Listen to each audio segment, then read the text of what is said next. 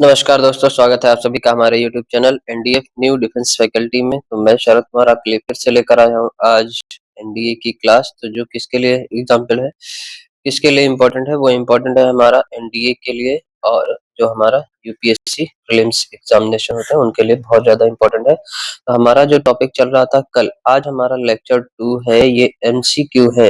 ये क्या है? टॉप मोस्ट एमसीक्यूज अभी चल रहे हैं। और ये हिस्ट्री का आज लास्ट टॉपिक है, हिस्ट्री का आज लास्ट हमारा डे रहेगा। आज देखिए टॉपिक हमारा क्या चल रहा था, competitive exams MCQ, Indian social movements and world history. इनसे जो हमारे टॉप एमसीक्यूज हैं वो हमारे चल रहे थे अभी। तो कल हमने कितने एमसीक्यू करा दिए थे? कल हमने 30 एमसीक्यूज हमने यहाँ पे आपको सॉल्व कराए थे। आज हम उसी के आगे 35 एमसीक्यू और देखेंगे, और 35 एमसीक्यूज के बाद हमारी हिस्ट्री की क्लास जो है पूरी बाइंड अप हो जाएगी, आज बाइंड अप होगी। और हिस्ट्री के बाद जो आपका नेक्स्ट टॉपिक है, यानी कि जो सेक्शन डी में आपका क्वेश्चन पेपर पूछा जाता है, सेक्शन डी कौन सा पूछा जाता है? आपका जियोग्राफी का। क्या पूछा जाता है आपसे? जियोग्राफी का। तो वो जियोग्राफी का हम जो है शुरू करेंगे नेक्स्ट टर्न से। तो आइए देखते हैं, सभी लोग आ जाएं। वीडियो को पहले लाइक कर दें, शेयर कर दें, ऑडियो वीडियो बता दें, और चैनल को सब्सक्राइब भी कर दें। फिर शुरू करते हैं आज की क्लास। देखिए आज की क्लास में क्या होने वाला है। क्वेश्चन नंबर जो हमारा चल रहा था, हमारा कौन सा, American independence and French revolution, ये भी हमने कल करा दिए थे। यहाँ के एमसीक्यू 30 तक का हो गए थे हमारे। हाँ, आज industrial revolution and Russian revolution, ये भी हो गया था हमारा 35 तक का। हु लेड द बोल्शेविक, ये भी हमने करा दिया था आपको। हाँ, ये पढ़ाना है आज हमें। कहाँ से शुरू कराना है? Science and technology and global unity, ये इसके एमसीक्यू हमें आज कराने हैं। ठीक है, चलिए तो देखते हैं आज के हमारे एमसीक्यू क्या है। पहला MCQ, MCQ number 37। MCQ number 37 में देखते हैं क्या है। एमसीक्यू नंबर 37 क्या कर रहा है? The innovation of the printing press revolutionised, यानी कि ये कब हुआ था? ऑप्शन है ट्रांसपोर्टेशन, कम्युनिकेशन, एग्रीकल्चर या फिर माइनिंग। देखिए, invention of the printing press, अगर हम प्रिंटिंग प्रेस की बात करेंगे तो प्रिंटिंग के माध्यम से हम क्या कर रहे हैं? लोगों में जागरूकता फैला रहे हैं, लोगों को इन्फॉर्मेशन दे रहे हैं। तो ये it is the mode of communication. ये क्या है? एक मोड ऑफ कम्युनिकेशन है। क्या है? मोड ऑफ कम्युनिकेशन है। तो इसका राइट आंसर क्या हो जाएगा हमारा? कम्युनिकेशन, यानी कि बी ऑप्शन सही हो जाएगा। ठीक है, चलिए आगे देखें। नेक्स्ट क्वेश्चन, नेक्स्ट क्वेश्चन हमारा क्या कर रहा है? The green revolution in India primarily affected, यानी कि ग्रीन रेवोल्यूशन जो है इंडिया से क्या इफेक्ट हुआ? ऑप्शन ए है इंडस्ट्री, बी है एग्रीकल्चर, सी है सर्विस, डी है ट्रेड। अब देखिए इसमें अगर हम एग्रीकल्चर यानी कि ग्रीन रिवोल्यूशन की बात करेंगे तो हरित क्रांति, इसको क्या बोलते हैं? हरित क्रांति। ठीक है, अब हरित क्रांति अगर बात करेंगे तो ये किससे रिलेटेड है? हमारी एग्रीकल्चर से रिलेटेड है। किससे रिलेटेड है? एग्रीकल्चर से रिलेटेड है। तो इसका सही ऑप्शन क्या हो जाएगा हमारा? Option number B, agriculture. अच्छा, एग्रीकल्चर ये आता है किसमें? सेक्टर्स ऑफ इंडियन इकोनॉमी, आप लोगों ने पढ़ा होगा। तो इसमें हम देखेंगे क्या? Sectors of economy. ठीक है, किसी भी देश में सेक्टर्स ऑफ इंडियन इकोनॉमी में 3 पार्ट होते हैं। कितने पार्ट होते हैं? 3। सबसे पहला क्या होता है हमारा? Primary sector. ठीक है, प्राइमरी सेक्टर होता है। दूसरा हमारा सेकेंडरी सेक्टर होता है। ठीक है, तीसरा क्या होता है? तीसरा हमारा टर्सरी सेक्टर होता है। अब देखिए, प्राइमरी सेक्टर में जितना भी हमारा एग्रीकल्चर पार्ट आ जाता है, कितना क्या हो जाता है हमारा? सारा एक कृषि विभाग। ठीक है, खेती हो गया, मछली पालन हो गया, ठीक है, दुग्ध उत्पादन हो गया, दुग्ध उत्पादन हो गया। तो ये सब किसमें होता है? जैसे सेरीकल्चर भी आ जाता है इसी के अंडर में। ठीक है, तो ये यानी कि जितनी हमारी बेस लेवल पे प्रोडक्शन होगा वो हमारा किस पे हो जाएगा? प्राइमरी सेक्टर पे हो जाएगा। सेकेंडरी सेक्टर में जितनी भी सारी चीजें हमारी मैन्युफैक्चर होती है, क्या हो जाती है हमारी? जितनी सारी चीजें हमारी मैन्युफैक्चर हो जाती है, इसे हम लोग क्या बोलते हैं? इंडस्ट्री सेक्टर भी बोलते हैं। यानी कि इसमें जो है सारी चीजें कहाँ पर? इंडस्ट्री लेवल पर बनती हैं मजदूरों के द्वारा। तो ये हमारा क्या हो जाएगा? इंडस्ट्री सेक्टर हो जाएगा। टर्सरी सेक्टर को हम लोग क्या बोलते हैं? टर्सरी सेक्टर को हम लोग बोलते हैं सर्विस सेक्टर बोलते हैं। क्या बोलते हैं हम लोग? सर्विस सेक्टर बोलते हैं। जैसे हम आपको पढ़ा रहे हैं service sector, banking service sector, post office service sector, railway service sector. आपको कहीं बाहर आना जाना है, आपने क्या किया, ऑटो रिक्शा लिया या बाहर से कोई भी साधन पकड़ा, वो सब क्या है, आपका सर्विस सेक्टर है। ठीक है, आजकल इंडिया में क्या है, सर्विस सेक्टर की सबसे ज्यादा डिमांड है। ठीक है, चलिए, तो ये था हमारा क्वेश्चन नंबर 38। तो इसका राइट आंसर क्या हो जाएगा हमारा, agriculture is the right answer. Next question है क्वेश्चन नंबर 39, देखेंगे। Information technology has most significantly impacted, यानी कि सबसे ज्यादा किसको इम्पैक्ट, यानी कि सबसे ज्यादा किस पे अपनी छाप छोड़ी थी, इंफॉर्मेशन टेक्नोलॉजी। ट्रेडिशनल फार्मिंग पे, ग्लोबल कम्युनिकेशन पे, मैनुअल लेबर पे, या फिर रिलीजियस प्रैक्टिस पे। देखिए, अगर हम इंफॉर्मेशन टेक्नोलॉजी की बात करेंगे तो ये है हमारा क्या, आईटी सेक्टर। क्या है, आईटी सेक्टर। आईटी सेक्टर जो है सबसे ज्यादा जो है हमारा किसको इफेक्ट करेगा, ग्लोबल कम्युनिकेशन को ये सबसे ज्यादा इफेक्ट करेगा, यानी कि पूरे विश्व में ग्लोबल, यानी कि आईटी सेक्टर के जरिए क्या होगा, हमारा कम्युनिकेशन डेवलपमेंट हुआ ना। तो कम्युनिकेशन डेवलपमेंट हुआ तो कहाँ पे, पूरे विश्व से हमारा ये इसका राइट आंसर क्या हो जाएगा, ग्लोबल कम्युनिकेशन। ठीक है, चलिए आगे देखते हैं अगला क्वेश्चन। नेक्स्ट है हमारा कॉन्सेप्ट ऑफ द वर्ड। तो जो कॉन्सेप्ट ऑफ द वर्ड है, क्वेश्चन नंबर 40 देखते हैं। The concept of the word emphasize, यानी कि जो वन वर्ड, यानी कि एक राष्ट्र, एक, ठीक है, एक दुनिया, किस पे जोर देता है, national sovereignty, global interdependence, isolation, या फिर इम्पेरियलिज्म।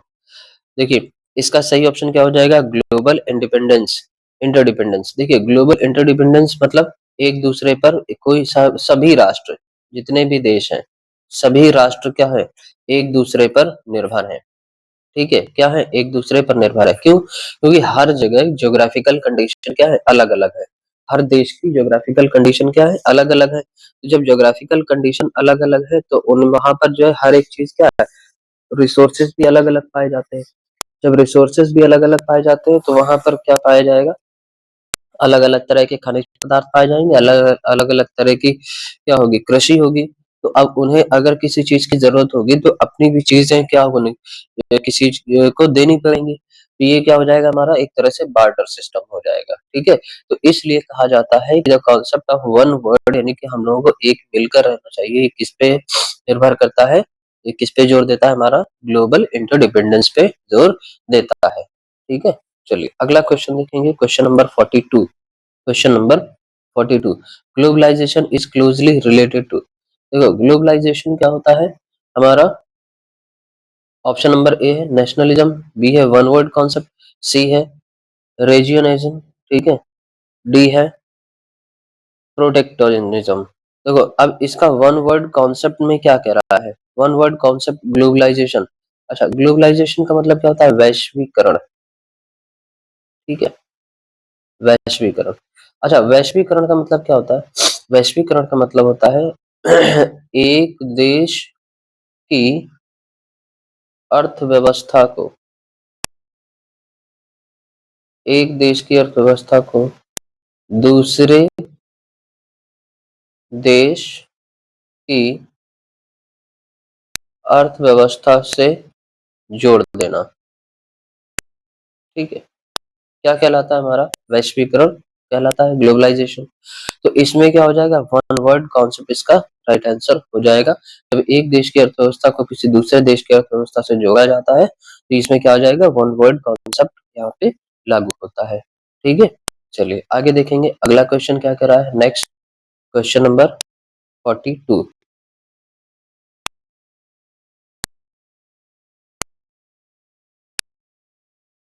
42 पहले करा दिया हमने। देखिए, which factor has not contributed to one one word concept. कौन सा ऐसा फैक्टर है जो नॉट जो है वन वर्ड कॉन्सेप्ट को नहीं मानता। देखिए, internet and technology, international trade, cultural isolation, या फिर ग्लोबल ऑर्गेनाइजेशन। देखिए, हर जगह इंटरनेट एंड टेक्नोलॉजी, चाहे एक देश में हो चाहे किसी दूसरे देश में हो, ये क्या रहेगा, हमेशा सेम रहेगा। ठीक है, इंटरनेशनल ट्रेड, ये इंटरनेशनल ट्रेड मतलब एक देश से दूसरे देश में व्यापार, ये तो चलता रहेगा, ये भी होगा। ठीक है, कल्चरल आइसोलेशन, देखिए एक देश का जो कल्चर होता है वो दूसरे देश से मैच नहीं करता। अब भारत में ही अगर हम बात करें तो भारत में देखिए अलग-अलग तरह के लोग रहते हैं, ठीक है? अब अलग-अलग जगह में क्या होता है कि अलग-अलग राज्यों का अलग-अलग क्या होता है कल्चर होता है, ट्रेडिशन होता है, ठीक है? तो यहाँ गुजरात का ट्रेडिशन अलग है, महाराष्ट्र का अलग है, यूपी का अलग है, बिहार का अलग है, असम का अलग है, वेस्ट बंगाल का अलग है, ठीक है? आंध्र प्रदेश का अलग है, ठीक है? कर्नाटक तो सभी जब राज्यों का हमारा कल्चर अलग-अलग है तो देशों का भी होगा। तो इसलिए इस कहा जाता है कि ये कंट्रीब्यूट नहीं करता है किसमें वन वर्ड कॉन्सेप्ट में ये कंट्रीब्यूट नहीं करता। इसका सही ऑप्शन क्या हो जाएगा हमारा कल्चरल आइसोलेशन राइट आंसर। आइए देखते हैं क्वेश्चन नंबर 43। 43 में the term global village was coined by मतलब ग्लोबल विलेज जो है किसके द्वारा दिया गया था? Mahatma Gandhi, Marshall McLuhan, Albert Einstein, Jawaharlal Nehru. देखिए तो ये किसने दिया था? मार्शल मैक्लुहान ने दिया था। ठीक है, चलिए इसका सही आंसर क्या हो जाएगा हमारा? B number. आगे देखते हैं यूनाइटेड नेशन एंड पंचशील से हमारा अगले जो टॉपिक के हैं वो हमारे क्वेश्चंस क्या है? Question number 44। Question number 44 the United Nations was established in यानी कि यूनाइटेड नेशन यानी कि यूएन की स्थापना कब हुई थी? तो देखिए 1942, 1945, 1948, 1950। देखिए अब अगर हम 1942 की बात करें तो 1942 में हमारा क्या आया था? क्विट इंडिया मूवमेंट आया था। क्या आया था? क्विट इंडिया मूवमेंट आया था। ठीक है, 1945 इज द राइट आंसर हो जाएगा। 1948 भी नहीं होगा, 50 भी नहीं होगा। वैसे 1950 की अगर बात करें तो क्या होता? हमारा देश रिपब्लिक हुआ था। ठीक है, समझ गए? यानी कि हमारा जो इंडियन कॉन्स्टिट्यूशन है वो फोर्स में आया था 26 ऑफ जनवरी 1950 को हमारा क्या हुआ था? भारत गणराज्य बना था। ठीक है, चलिए अगले क्वेश्चन की तरफ देखते हैं। नेक्स्ट क्वेश्चन क्या कर रहा है? The headquarter of UN is located in जो है यूएन का हेडक्वार्टर है वो कहाँ पर है? जेनेवा, लंदन, न्यूयॉर्क या फिर पेरिस। इसका देखिए सही आंसर क्या हो जाएगा हमारा? न्यूयॉर्क हो जाएगा। नेक्स्ट क्वेश्चन है how many permanent members are in the UN security council. अब देखिए यहाँ पे क्या कह रहा है? यूएन सिक्योरिटी काउंसिल में कितने ऐसे देश हैं जो परमानेंट मेंबर है? 3, 4, 3, 5, 7, 10। सही ऑप्शन क्या हो जाएगा इसका? 5। ठीक है, चलिए आगे देखते हैं। नेक्स्ट क्वेश्चन क्या कर रहा है? Question number 47 the current secretary general of UN as of 2024।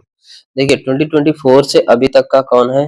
जैसे बान की मून है, कोफी अन्नान है, एंटोनियो गुटेरेस है या फिर बोट्रिस बोट्रिस गाली। देखिए इसमें क्या है? एंटोनियो गुटेरेस है।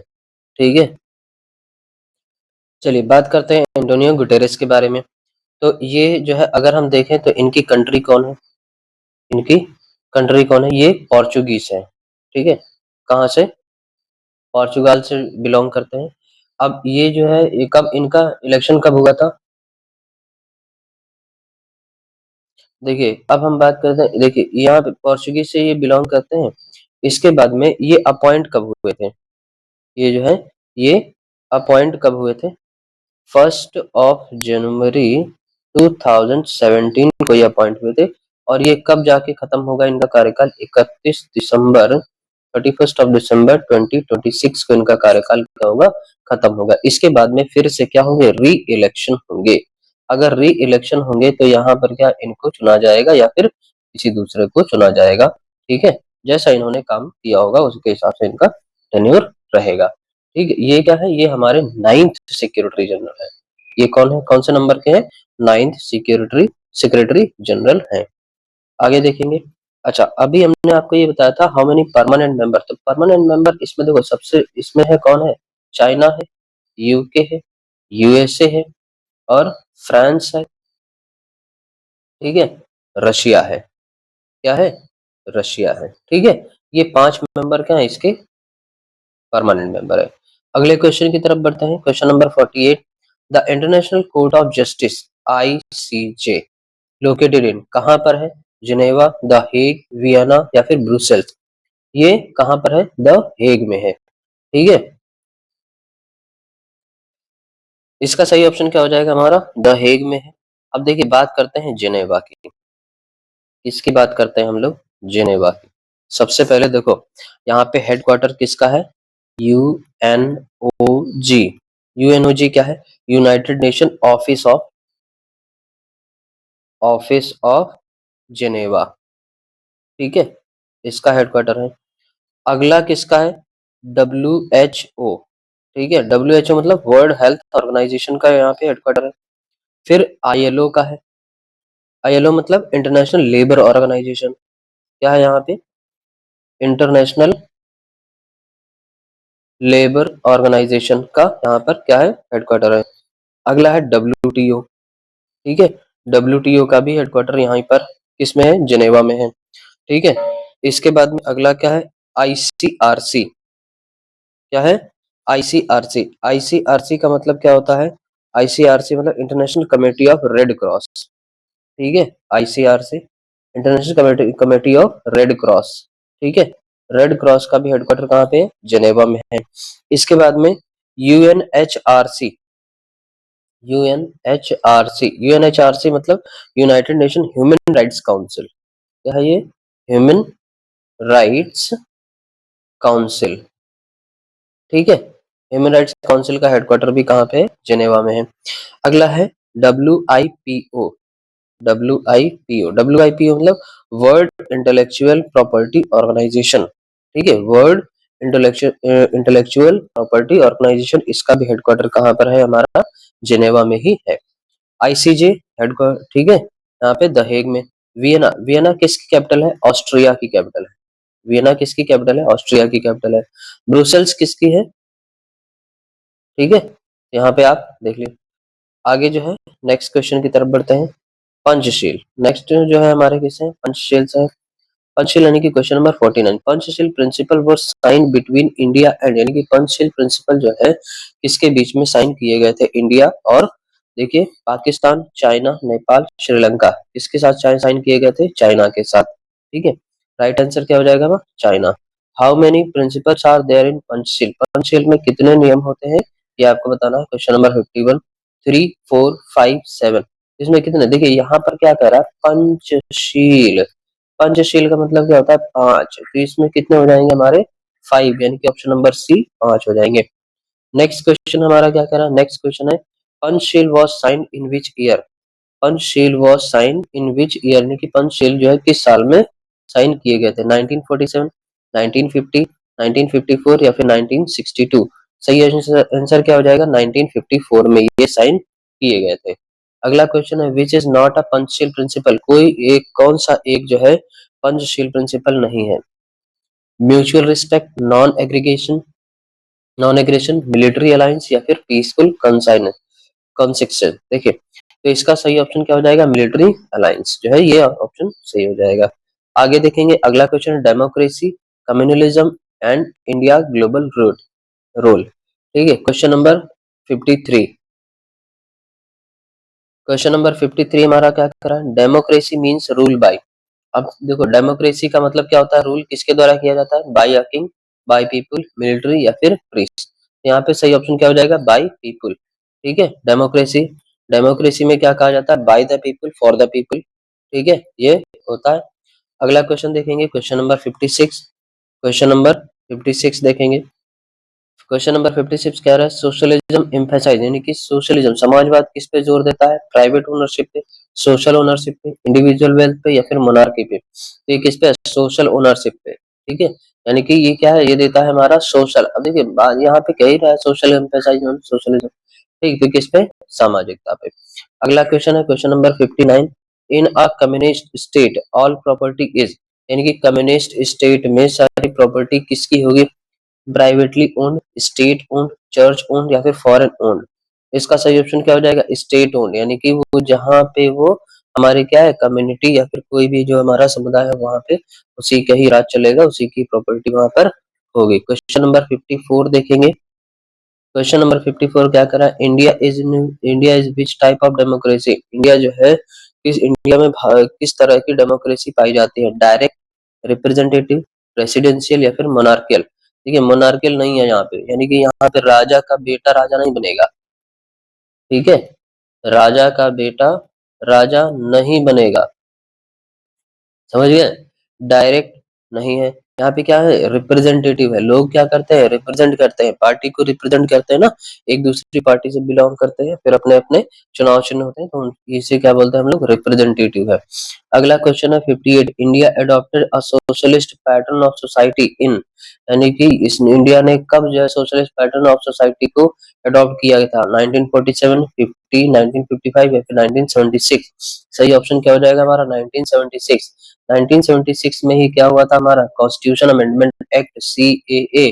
कौन सा, 42nd CAA 42nd amendment act आया था 1976 में ही। ठीक है, चलिए अगला क्वेश्चन देखेंगे।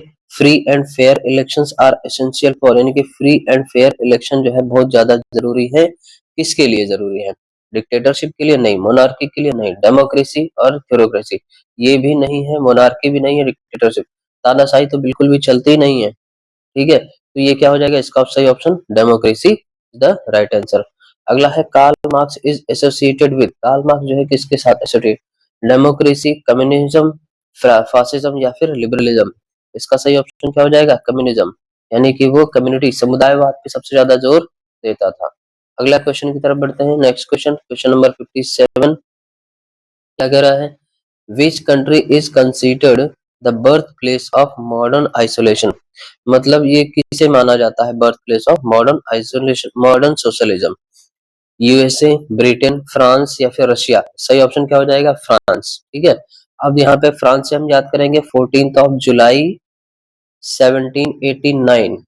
ठीक है, ये क्या था, ये फ्रेंच रिवॉल्यूशन का डे था। क्या था, फ्रेंच रिवॉल्यूशन इसी दिन हुई थी।